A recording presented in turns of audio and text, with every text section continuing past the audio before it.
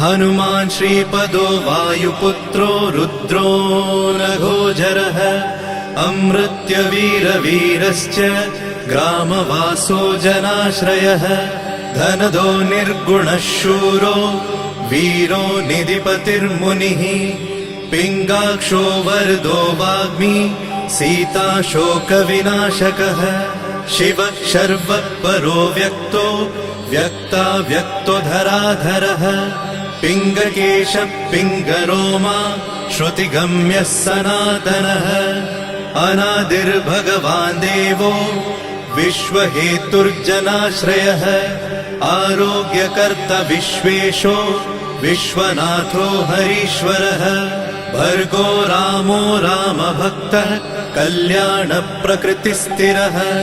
विश्वम्भरो विश्वमूर्तिर्